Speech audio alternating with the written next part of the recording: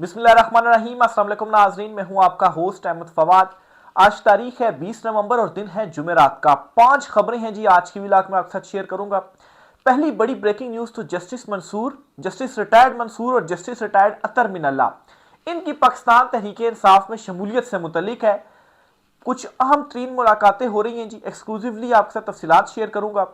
दूसरी खबर यह है कि 27वीं तरमीम के मामले पर चीफ जस्टिस समेत पूरी सुप्रीम कोर्ट ऑफ पाकिस्तान जो है, उनके मुस्ताफी होने का मामला क्या है। फुल कोर्ट इजलास हुआ और उस इजलास में चीफ जस्टिस ने अपने जजेस से कहा है जी कि जो 27वीं तरमीम है, इस मामले के ऊपर हम सारे मुस्ताफी होते हैं।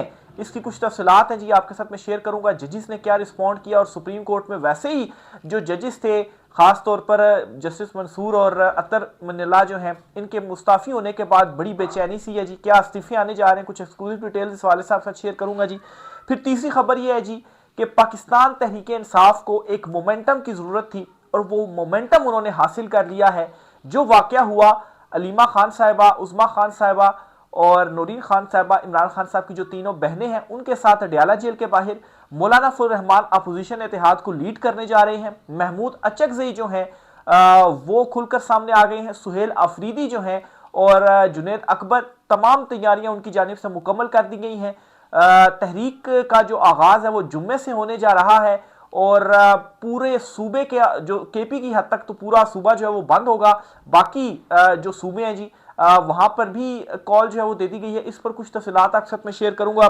फिर आपको ये भी बताऊंगा जी कि इमरान खान साहब और बुशरा बीबी को बन्नी गाला शिफ्ट करने के लिए हुकूमत बड़ी संजीदगी से सोच रही है कि बगैर किसी उसके जी, हम चूंकि डील मांग रहे हैं, लेकिन डील शील साहब कुछ छोड़ें, बस हम खुद ही इमरान खान और बुशरा साहिबा को बन्नी गाला शिफ्ट कर देते हैं। अब यहां तक मामला पहुंच गए जी। इस पर क्या तफसीलात है आपके साथ में शेयर करूंगा और आपको बताऊंगा जी कि अदलिया की जो सहूलतकारी है वो उनके गले कैसे पड़ गई है। इस पर कुछ तफसीलात हैं, वो भी आपके साथ मैंने शेयर करनी है। सबसे पहले और बड़ी ब्रेकिंग न्यूज तो आपके साथ जो शेयर करनी है जी, वो पाकिस्तान तहरीक इंसाफ के मोमेंटम से मुतल्लिक है। देखें, नंबर ऑफ इवेंट्स होते हैं और उन वो जो इवेंट्स होते हैं वो फिर बुनियाद बनते हैं किसी भी बड़ी तहरीक का। और अभी ये जो वाकया हो गया है ना, इमरान खान साहब की बहनों के साथ जो उनको वहां पर लिटरली घसीटा गया, उसके बाद पाकिस्तान तहरीक इंसाफ जो है वो उनके अंदर जो सेंटीमेंट्स है, इवन के पब्लिक के जो सेंटीमेंट्स है ना इस चुनतखीब रजीम के अगेंस्ट, वो बड़े खौफनाक और बहुत ज्यादा खतरनाक है और गुस्से में है पाकिस्तान तहरीक इंसाफ की सारी जो लीडरशिप है। एक तो नाज़रीन ये है जी कि मुतहरिक भी हो गया मौलाना फजल रहमान को, चूंकि दूध से मक्खी की तरह निकाल दिया गया है एस्टेब्लिशमेंट की जानिब से और उसके बाद पीपल्स पार्टी की बारी है। बहरहाल जी, मौलाना फजल रहमान जो है उनसे पीटीआई के वफ्द ने मुलाकात की है और अपोजिशन जो इत्तेहाद बन रहा है, इस इत्तेहाद की सरबराही जा रही है मौलाना फजल रहमान के पास जी।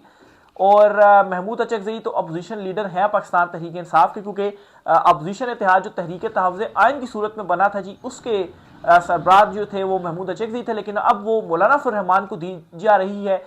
एक तो अपोजिशन इत्तेहाद यहाँ से स्ट्रेंथन हो रहा है और दूसरे नंबर पर जी सुहेल अफरीदी ने जो ज़िमनी इंतखाबात हुए हैं जी, होने जा रहे हैं हरीपुर में, उसमें उन्होंने और जुनैद अकबर ने जो तकरीरें की हैं, बल्कि वो मैं आपके सामने रख भी देता हूं। और फिर इसके अलावा एक और दो चीज़ें भी हुई हैं, वो भी आपके सामने मैं रखता हूं जी। अलीमा खान साहबा ने भी एक स्टेटमेंट दी है और जुनैद अकबर साहब ने भी एक जो स्टेटमेंट है जी वो दी है।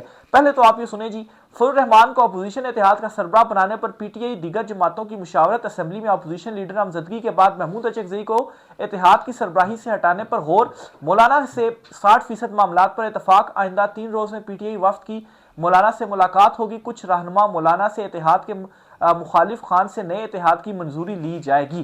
तो ये जी एक बहुत बड़ी ब्रेकिंग न्यूज है। दूसरी तरफ जी ये जो इमरान खान साहब की बहनों वाला मामला है जी, इसके ऊपर आ जाए जी तो इस पर एक तो जो है वज़ीर आला केपी सुहेल आफरीदी, उन्होंने क्या जो ऐलान है वो किया है। वो कहते हैं जी कि, और ये ऐलान उन्होंने जो हरीपुर में ज़िमनी इलेक्शन हो रहा है ना जी, वहां पर उन्होंने खिताब के दौरान किया और इसी में ही जुनैद अकबर ने भी खिताब किया है। सुहेल आफरीदी कहते हैं पाकिस्तान में कुछ बड़ा होने वाला है, सूबे के मुंतखब वज़ीर आला को अपने लीडर से मुलाकात नहीं करने दी जा रही, इदारे अपना काम जो है वो नहीं कर रहे। अब हमारे साथ अब एक ही रास्ता बचा है, वो रास्ता हम जरूर अपनाएंगे। अब वो रास्ता क्या है ये भी जरा सुनिए जी। इसमें जी एक बिल्ली को भी आप बंद करो एक कमरे में और जाने का, बाहर निकलने का जो रास्ता है जी, वो अगर आप उसके लिए ख़त्म कर दो तो वो भी क्या करती है जी, पंजे मारती है। फिर हम तो इमरान खान के बब्बर शेर हैं, इनके लिए पंजा भी मारेंगे, सब कुछ करेंगे और इनकी रिहाई यकीनी बनाएंगे, और हम जो है शिकार भी करेंगे। तो शिकार करने का जो ऐलान है जी, वो सोहेल आफरीदी की जानिब से कर लिया गया है, क्योंकि खान साहब से मुलाकात नहीं करने दी जा रही। और फिर जो कुछ इमरान खान साहब की बहनों के साथ हुआ है जी, यहां से जो मोमेंटम है ना जी, ये एक वो पॉइंट आप देखेंगे जब ये तहरीक मतलब है कि आगे बढ़ेगी और मजीद मोमेंटम पकड़ेगी, तो जो आगाज है ना वो यहां से अब हो चुका है।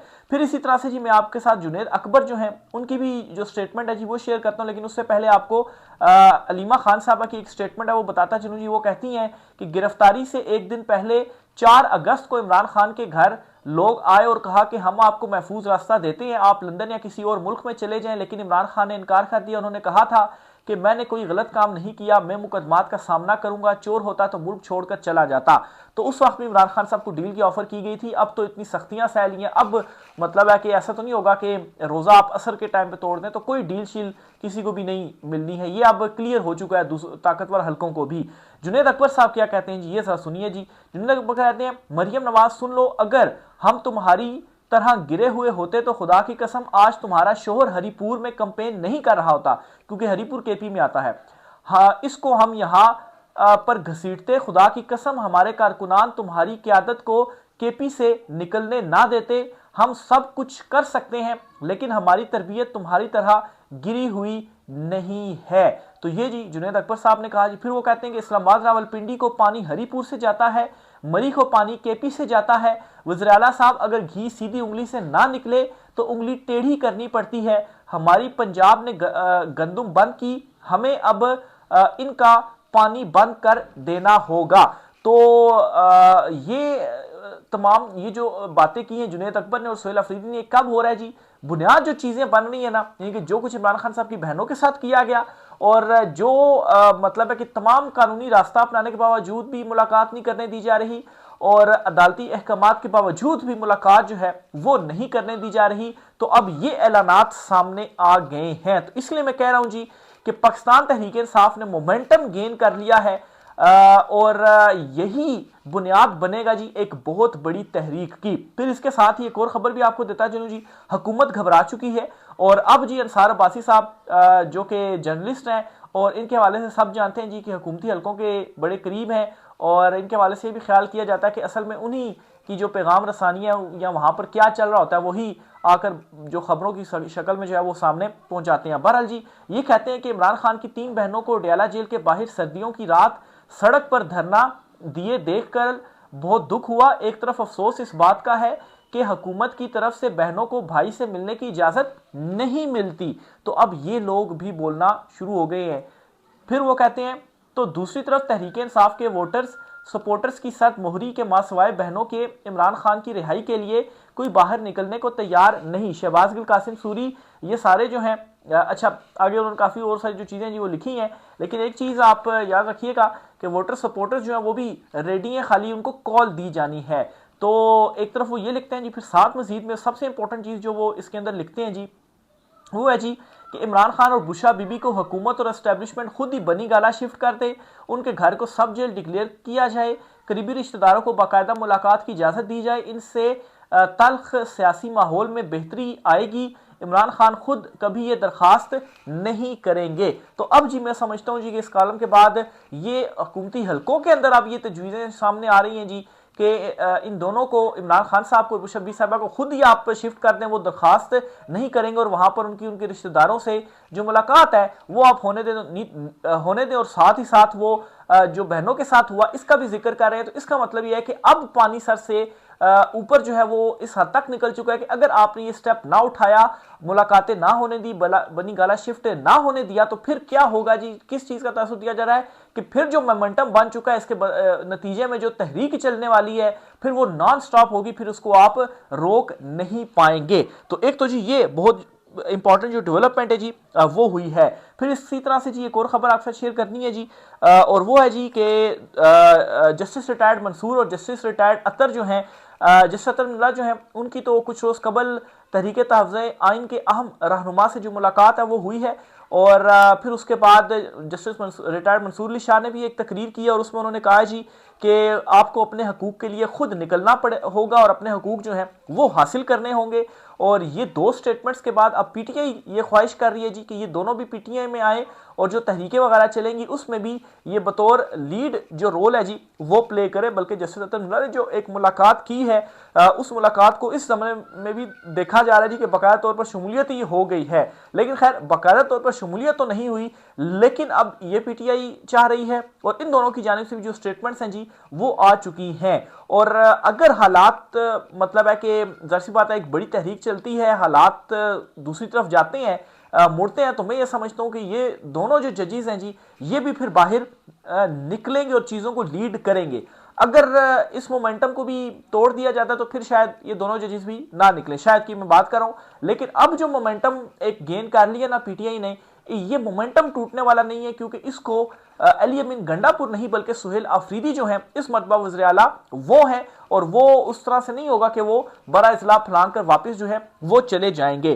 फिर इसी तरह से जी आपको एक और खबर भी देता चलूं और वो है जी अदलिया से सहूलतकारी के हवाले से जी। अब जी ये अदलिया के अंदर से भी खबरें सामने आ रही हैं, बल्कि एक और खबर सहूलतकारी से पहले एक और खबर आपको देता चलूं जी। फुल कोर्ट इजलास हुआ है जी सुप्रीम कोर्ट ऑफ पाकिस्तान में और इस फुल कोर्ट इजलास के अंदर जी एक तो जो आईनी बेंच के अंदर मौजूद जजेस हैं वो मौजूद नहीं थे, जिन जजों ने इस्तीफे दे दिए वो जज मौजूद नहीं थे, और जो आज़ाद जजेस तस्वूर किए जाते हैं जस्टिस आयशा मलिक, जस्टिस मुनीब अख्तर वगैरह, जस्टिस शहजाद मलिक साहब, वो भी इसके अंदर मौजूद नहीं थे। तो वो तमाम जजेस मौजूद थे जी जो कि चीफ जस्टिस या आफरीदी के बहुत ज़्यादा करीबी हैं या उनके हवाले से ख्याल किया जाता है कि जी वो भी मतलब है दूसरी साइड पर ही हैं। तो इस फुल कोर्ट के अंदर जो तमाम जजेस हैं जी उनकी जानिब से जो है वो चीफ जस्टिस या आफरीदी के ऊपर ये सवाल उठाया गया और 27वीं तरमीम के ऊपर सवाल किया गया कि हमें इसके ऊपर कुछ जो है वो करना चाहिए। तो इस पर जी चीफ जस्टिस या आफरीदी पहले तो कहते हैं जी कि आईनी तौर पर हम क्या कर सकते हैं, आप हमें बताएं।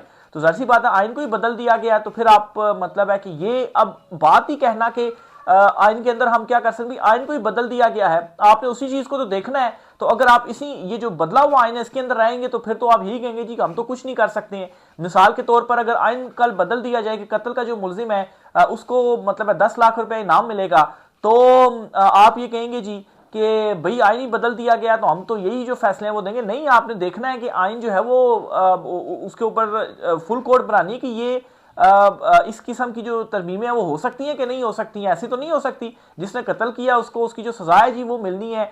ये तो नहीं हो सकता कि उसको 10 लाख आप देने लाग पड़े। तो आइन अगर इस तरह से बदल इस यही एग्जांपल आप इस आइन के ऊपर भी ले लें, अभी भी यही कुछ हो रहा है, यही कुछ हो चुका है आइन के साथ, लेकिन आप कह रहे हैं जी आइन बदल दिया गया, हम तो यही जो फैसले हैं जी वो देंगे। तो इस पर जस्टिस मंसूर और जस्टिस अतर ने तो इस्तीफे दे दिए हैं। बहरहाल इस पर फिर चीफ जस्टिस यहया आफरीदी जो है उनकी जानिब से अपने सारे जजेस को कहा गया जी कि फिर हम एक और काम करते हैं कि मुझ समेत हम पूरी जो सुप्रीम कोर्ट है जी हम सारे इस्तीफे जो हैं वो दे देते हैं, अदरवाइज हम तो आइन के अंदर रहते हुए अगर काम करेंगे तो हम और कोई काम नहीं कर सकते हैं। तो भाई अगर आप फिर इसको जरा माजी से देखें ना कि justice chief justice Umar Bandial ने जो एक नोटिस लिया था और जो है वो रूलिंग कासिम सूरी स्पीकर कौमी स्पीकर डिप्टी स्पीकर की जानिब से दी गई थी, उसको जो है वो उड़ा दिया गया था। तो उसमें भी तो वो नहीं ये फैसला दे सकते थे। मखसूस नशिस्तों का केस आप देख लें, उस टाइम तो नहीं चेंजिंग हुई थी, तो तब आप जो है वो कहाँ पर थे। तो बहरहाल जी चीज़ों को एक तरह से टैकल करने की जो है वो कोशिश थी। तो फिर चीफ जस्टिस आफरीदी ने कहा जी कि हम सारे जो है वो फिर इस्तीफा दे देते हैं। बहरहाल जब उन्होंने ये कहा तो तमाम जो जजेस थे उन्होंने उनकी इस तजवीज़ को मुस्तरद कर दिया। तो बहरहाल जी इससे आप ये अंडरस्टैंड कर लें जी कि सुप्रीम कोर्ट से एटलीस्ट आप मजीद कोई उम्मीद ना रखें, क्योंकि वो जो सारे जजेस हैं उन्होंने इस तजवीज़ को फिर मंजूर नहीं किया। अगर आज इस तरह से होता कि चीफ जस्टिस की उसके ऊपर जजेस मंजूर कर लेते ना कि ठीक है हम सारे मुस्ताफ़ी हो जाते हैं, तो फिर आप देखते कि कहाँ पर मामला जो है वो किस नहज के ऊपर चले जाते, कितना जो दबाव था जी वो बढ़ जाता। लेकिन जजेस को शायद वो उनकी मेरे ख्याल से 30-30 लाख तो तनख्वाहें और मराहत वगैरह है, कौन ये जो चीज़ें हैं जी वो छोड़ता है। और ख़ासतौर पर ये जो जजेस हैं इनके हवाले से तो पहले ही उम्मीद नहीं थी, जो मतलब मखसूस नशिस्तें भी उठा के हुकूमत को दे दी, तो अब क्या जो उम्मीद है जी वो की जा सकती है। बहरहाल जी ये फुल कोर्ट की एक सारी कहानी है वो आपके साथ मैंने शेयर की है। हसनात मलिक साहब बड़े सीनियर जर्नलिस्ट है, वो कहते हैं कि अदलिया का जो हाल हुआ है ये हुकूमत और एस्टेब्लिशमेंट के बस में नहीं था, अंदर से सहूलतकारी हुई है। अंदर से जो सहूलतकारी मिली है आप कानों को हाथ लगाएंगे कि जजेस किस हद तक चले गए हैं। अफसोस के उन्होंने अपने इदारे की परवाह नहीं की थी। फुल कोर्ट मीटिंग में यहया आफरीदी पर 3-4 जजेस ने सवालात उठाए जिस पर वो शॉक में चले गए कि ये जजेस सवाल करेंगे, वो बेबस हो गए। इनकी काफ़ी सुबकी हुई। बंदोखेल और जस्टिस मजहर ने कोई सवाल नहीं उठाया। इनकी याया अफरीदी से इनकी दोस्ती है। चीफ जस्टिस याया अफरीदी ने अपना टाइटल बचा लिया जो बराए नाम है।